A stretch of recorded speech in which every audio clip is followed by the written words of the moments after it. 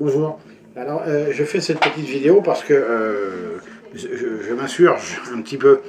Il y a quelques temps de ça, j'étais en voiture, j'écoutais les informations et la journaliste parlait de la Turquie. Et elle finit en disant, c'est formidable, en Turquie, ils ont ouvert un magasin de sextoy halal. Et son collègue lui demande qu'est-ce que c'est, ou je sais plus trop quoi. Enfin, dans la conversation, elle finit en disant on pourra toujours le manger. Et quelques jours plus tard, à la télé, il y avait une émission, et rebelote, il y a une journaliste qui redonne cette information en disant vous avez vu, c'est formidable, en Turquie, on a ouvert enfin un magasin de sextoy halal.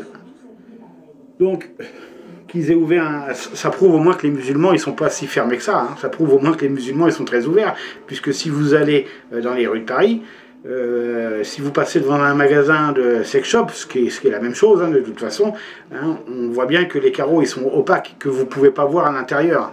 Vous ne pouvez pas voir ce qui se passe à l'intérieur, que dans Paris ou partout en France, il y a une loi qui dit qu'il ne doit pas y avoir de ces magasins-là à tant de kilomètres ou de mètres, je ne sais pas, d'une école ou d'une institution où il y a des enfants. Hein. Et il y a des sénateurs qui essayent de les faire fermer. Hein. Ils essayent de faire passer un projet de loi pour que ce soit fermé.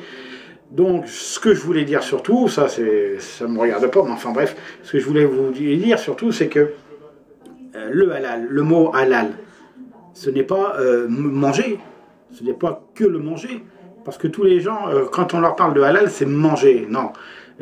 C'est pas que ça. Le halal, c'est tout ce que vous faites. Le mot halal veut dire ce que vous faites. Le halal, c'est ce qui est licite.